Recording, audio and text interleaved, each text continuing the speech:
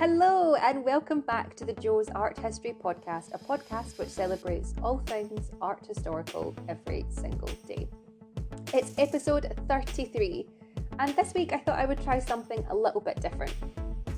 As many of you wonderful listeners know, I'm based in London in the UK, and as of May 17th, so only a week ago, we went through another batch of lifting of restrictions, meaning that museums and large-scale institutions can once again open their doors to the public. But of course, it's looking a little bit different to what the world, air quotes here, normally does. Now, as an art historian and a lover of art, I was straight out the door and into museums the second I could have a day off, just because I really love seeing art in real life. And I don't know about you, but I am so fed up of looking at screens. It's been over a year of it now, and I think we just need to get back out there and see some things in real life, because as amazing and as brilliant as digital has been at helping us cope with this crazy situation that's happening in the world right now, nothing takes away from seeing art in real life.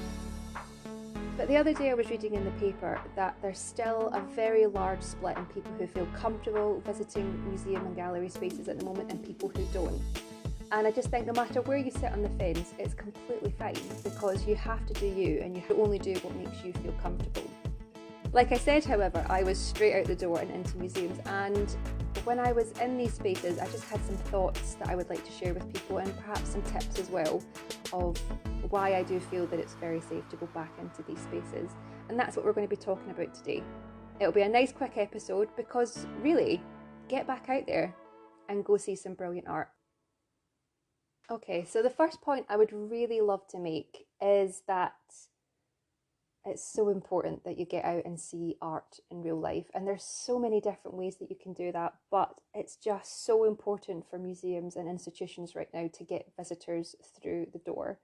And it's a really unique opportunity right now because, particularly in the UK, where we're still on a lot of no travel lists, we really don't have as many tourists as what we normally do in our incredible cities and country. Tourism isn't what it normally is right now.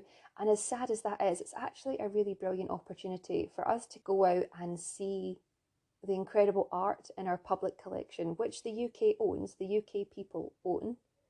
I think a lot of people forget that these incredible national institutions, these aren't private collections of art that they're just very nicely opening up for people to see. These pieces belong to UK citizens. They are for the UK, to be enjoyed by everybody, no matter where you are in the world. And it's a really great time just to get yourself into museums if you feel safe to do so and see some art in real life. So I'm recording this on Sunday the 23rd of May. It's very casually, I'm still in my pyjamas, I have my coffee, and I just wanted to get some thoughts down on tips and tricks and how I've personally found being back in spaces since they've been open. So as I said previously, the second or third wave of liftings happens in the UK. So private galleries, as in commercial spaces, commercial galleries could open on the 12th of April. So for many of you that have followed the podcast and follow me on Instagram, you know that I work for a sculpture gallery in King's Cross called Pangolin London Sculpture Gallery. So we were able to open our doors again on April 12th.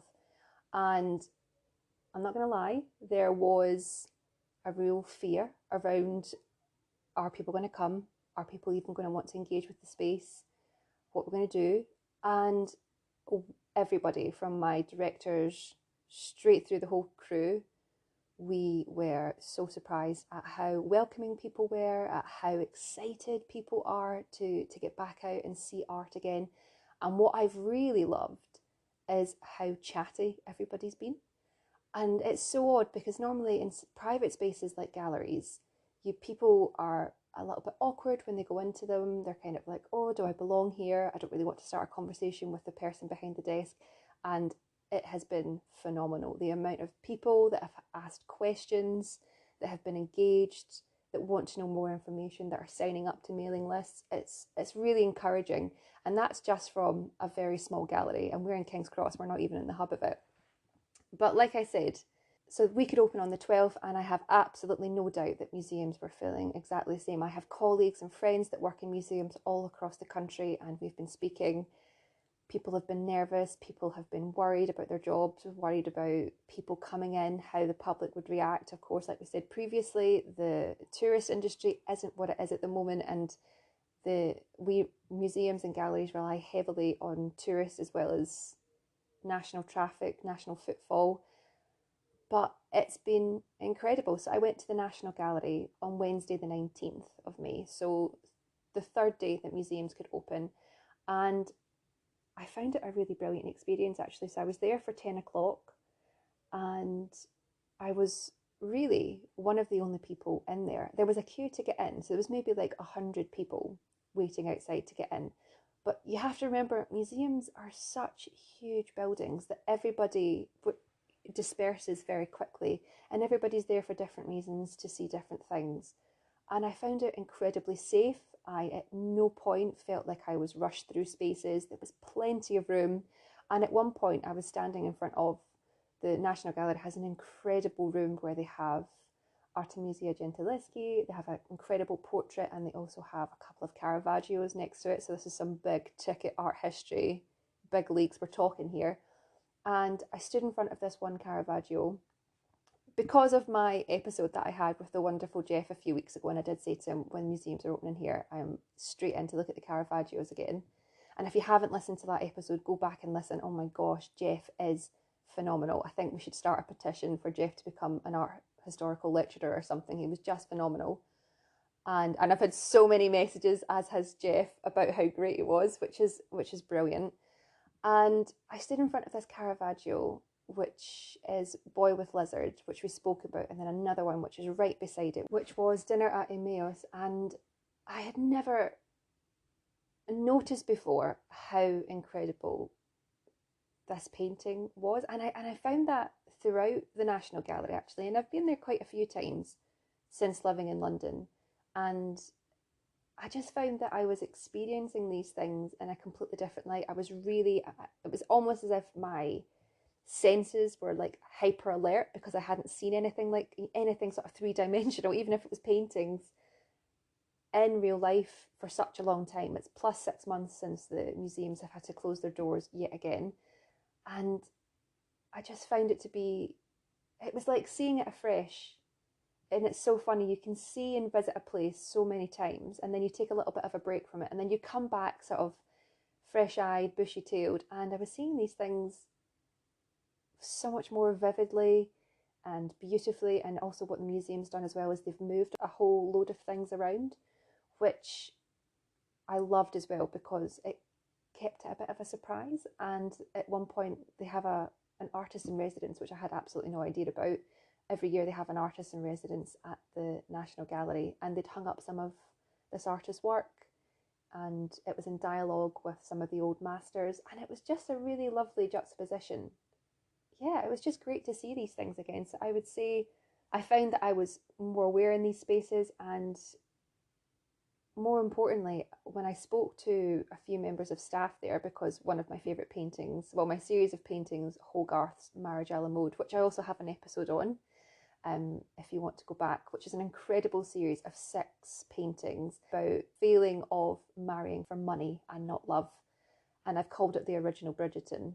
Anyway, so I went to find this series of paintings, which I completely love, and they were gone. And I was like, oh my gosh, what's happened? So I spoke to one of the guards. And for those of you that may not know, the National Gallery backs onto the National Portrait Gallery. So they're both in Trafalgar Square, and they both back onto each other. And the National Portrait Gallery has actually closed its doors for a massive renovation project, which is going to keep it shut for 5.5 years, 6 years. But what they've done is they've dispersed the collection all across the UK. So there's 5 sites all across the UK, Scotland. I think some of it's going to Newcastle, Liverpool. Have a look on their website if you're interested to see where these incredible works have gone. And some of them have even gone to like hospitals and jails and things like that. It's a really interesting program that they're doing. I think it's very important as well. It's encouraging as many people and in as many situations in as many different places across the UK to get to see these, because it's not easy for everyone to just jump on a train and head to London, and where all the air quotes here important art is, which I think is completely false. There's so much fabulous art all over the world. In every city, in every town, you can find something. You just have to look. Anyway, I digress. But I spoke to a member of the National Gallery team and mostly being like, oh my gosh, where's this painting? And he was telling me, well, first of all, why it had been moved is that the vibrations from the renovations were sort of hitting through to the National Gallery. So they've had to move a whole load of paintings to protect them, which is just something I wouldn't even have considered. But I find that very interesting. So there's a fun fact for you. Just be careful if you're having renovations and you have an old school painting. And when I said, how did you find coming back? And he was so lovely. He was like, we were all really nervous, but there's a really nice energy in these spaces at the moment. And it's actually lovely because it's full of Londoners. And it's lovely to have Londoners have this time to appreciate what's on their doorstep. Because if you're like me and you've lived in London or you've lived in any sort of big city, when it's on your doorstep, you completely put off seeing it. You're like, I'll get to it. And I will hold my hand up and say, so I've lived in London for 7 years, and the British Museum, which I visited for the first time in October last year, just before the second lockdown happened, because I was like, this is ridiculous. And I had such a great day of just looking at incredible artifacts. So I would say, surprise yourself. Go to that museum, go to that institution that you've been putting off. And I think now's a really good time, because I feel that we're so used to seeing things on screen that you'll have quite a nice reaction when you see it in real life. However, my second point I would like to make is staying safe is really, really important right now, particularly if you're in the UK. There's this new strain and variant that's hitting the UK at the moment, which is seeing cases increase ever so slightly, which they've dubbed the Indian variant, which I think is incredibly bad PR, but hey, what do I know? And apparently this variant that's come over from India is very infectious. They're worried that our injections can't cope with it. News is changing every single day. But what I would say is it's very important that we all still remain diligent and safe. And even though we can go into clubs and pubs and all sorts of things like that, I would just say it's really important that we stay safe. Please wear your mask when you're in these spaces, unless you're exempt. There is hand sanitizer everywhere. And like I said, when I was in the National Gallery, and then I also went to another museum that day, I felt so incredibly safe. And there was absolutely nobody there, really. I mean, there was people there, but in terms of what I'm used to when I go to these sorts of huge blockbuster institutions, there really was nobody. So I actually think it's a really excellent time to sort of get out the door and rediscover things, but just make sure that you're being vigilant and, walk where you can. We're all sort of fed up of sitting inside. If you can, particularly in London, why not walk from one place to the other? It might take you 40 minutes, but there's plenty to see along the way. And I've really, really enjoyed it. Another thing I wanted to say was, as I mentioned previously, I work for an independent gallery, which is based in King's Cross, but there are thousands and thousands of independent galleries all up and down the UK, all over the world. And this is a really brilliant time to get in to see exhibitions that are happening in these spaces. And I would say, please don't be put off by the fact that because it's a commercial space, the question I'm always asked by people is, oh, I can't afford anything, but can I still come in anyway? Of course you can. I don't know who started this rule that in order to enjoy an exhibition in a private gallery, you have to have a set of really deep pockets and a never-ending amount of zeros in your bank balance. That's not the point. Art is important, and art is made by people for people, and these places want to show you their exhibitions that they've worked really hard to put together, to design that catalogue, to curate the show beautifully. And yes, okay, they're for sale, but you still should go and enjoy them. And it's really easy and simple to book an appointment online, which is amazing. A lot of these spaces are very small, so actually when you book your 30-minute slots, you're the only person in there. And it's a really great time to experience these spaces, get comfortable in these spaces, and also have conversations with people in these galleries. I think you'll be pleasantly surprised, because you haven't been seeing art, but also the people that work there every single day, who live, breathe, speak art, haven't been doing that for the past year. And it's just great to get out there, and I would thoroughly encourage you that you do. And I would just Google, independent shows and galleries that are happening. Personally, in my gallery at the moment, we have an incredible exhibition by an artist called Terence Coventry, who was a farmer for most of his life, and then in his late 60s decided he would give sculpture a go, and he's just created this incredible body of work. I did think about doing an episode on Terence Coventry because he's such an interesting character, and his works, oh my gosh, if you're looking for like uplifting and beautiful viewing, Terence is definitely somebody to check out. But I would also say there's plenty of really exciting exhibitions, and there's so much happening right now all across the UK.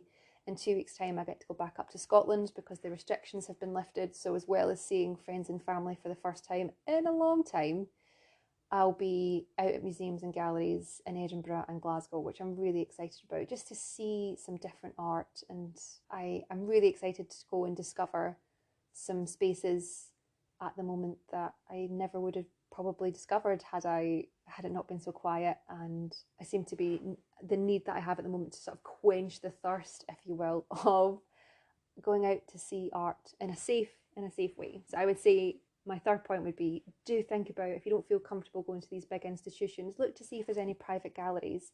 And more, I would even say more so than big institutions right now, they need your support as well. To get into these spaces and visit these shows is really, really important, because it gives people a sense of relief that people are interested in engaging with their works post COVID. I mean, are we even post COVID? It's still very much happening. But I would say it means a lot to these smaller spaces, and not even private commercial galleries. There's a lot of arts charities, institutions that are artist led. Go and see what's happening in and around near you and engage with it, because it does mean a lot to people, and I promise you, you will get so much out of this.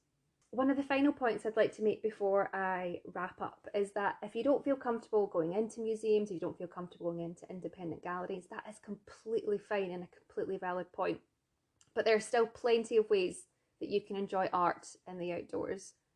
Why don't you have a look or go for a walk in your town or city and have a real look at the public sculptures and art projects that are happening there? I can guarantee you there is plenty there, and it's one of these things. Public art is such a funny beast because it just becomes part of everybody's everyday, and it's kind of like you walk past it every single day, and you maybe notice it on the odd occasion, but do you ever really stop and look? And I'll give you an example of that. So the other night I went for a walk, and I live in Islington, which is in London, just beside King's Cross and Camden. And I went for a walk and I ended up in St Pancras Station. Now, for those of you who know St Pancras and for those who don't, it's this incredibly beautiful red brick building. And if you're a Harry Potter fan, it is where Harry and Ron in the second movie take the flying car from. And that's the sort of shot. So it's this incredible Renaissance fronted style hotel and train station. It's really beautiful, it's huge. It's where the Eurostar leaves to go to Paris and Brussels and all sorts of exciting places. And there's an incredible amount of public art. In one of my previous episodes, I spoke with a brilliant photographic artist called Kerry Curl, and we discussed a work by Tracy Emin called I Want My Time With You, which is a huge neon installation which is currently in St Pancras. Now, I think it was actually supposed to come down in 2020. There's been other priorities, of course, thank you very much, COVID. So it's still there. So I went for a wander to see it, and there was absolutely nobody there. And they've got some incredible sculptures of couples embracing, people going off to war. There's a great sculpture in there. I've completely forgotten the name. It's a gentleman who has this incredible big hat, and his coat's like blowing in the wind, and it's kind of like he's looking up, checking the board for the time of his departure.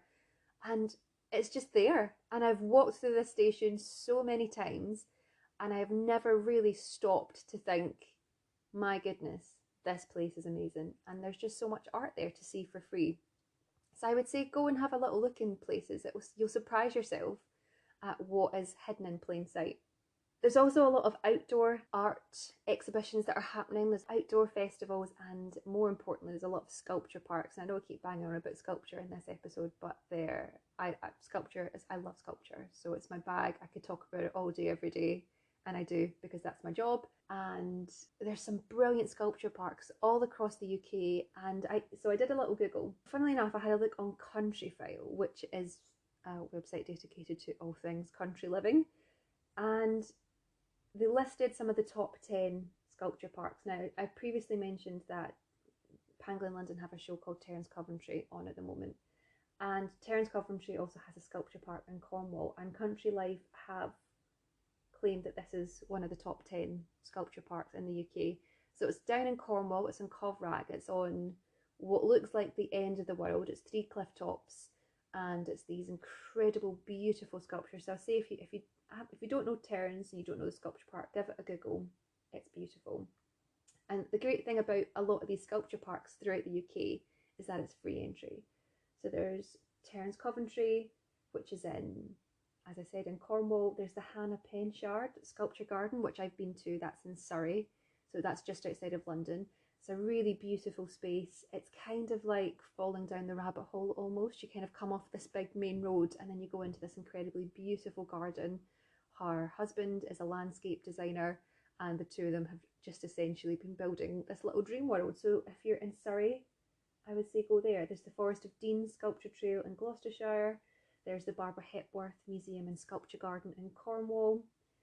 There's Andy Goldsworthy Sheepfolds in Cumbria, which is complete news to me. So this is a project that the land artist Andy Goldsworthy has done, where he's taken sort of abandoned sheepfolds throughout.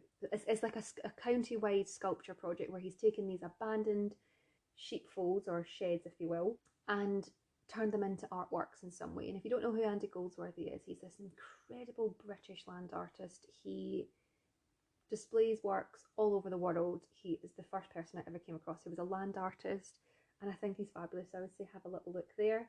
You also have incredible places like Yorkshire Sculpture Park. And then if you're up north in Scotland, I would also say if you've never been to Jupiter Artland, that is an incredible sculpture park.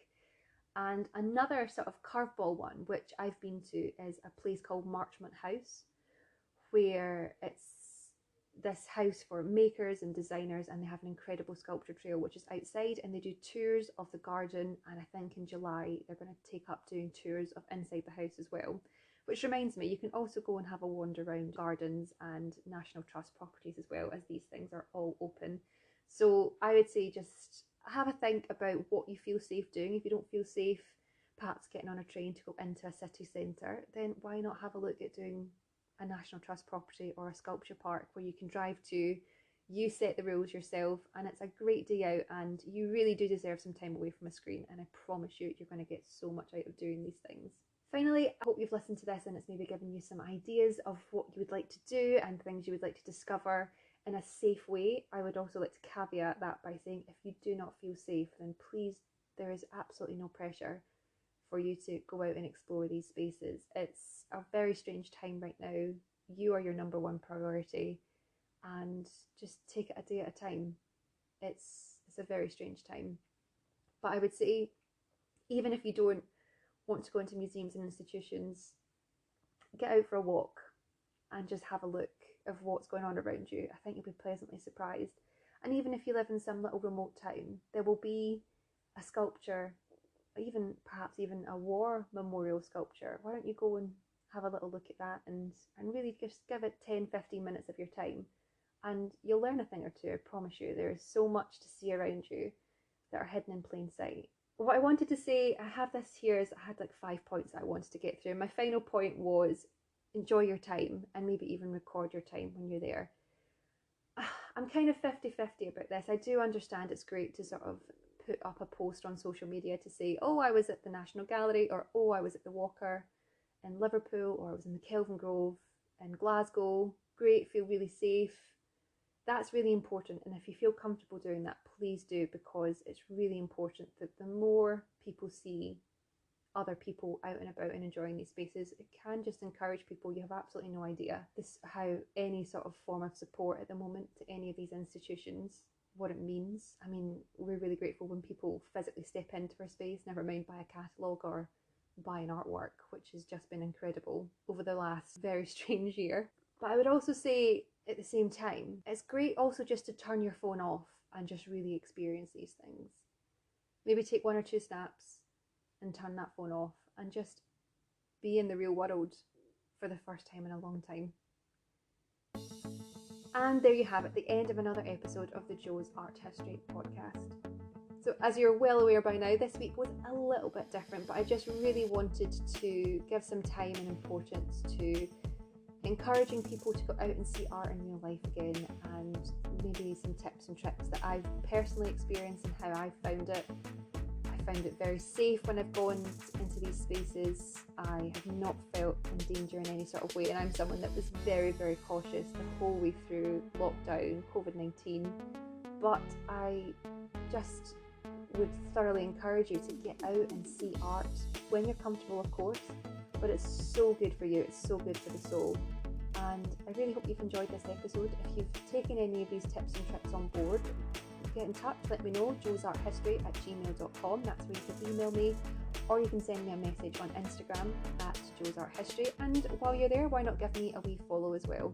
If you've liked this episode, please make sure to pass it on to someone, and it would be really great actually if you were able to leave me a review on iTunes.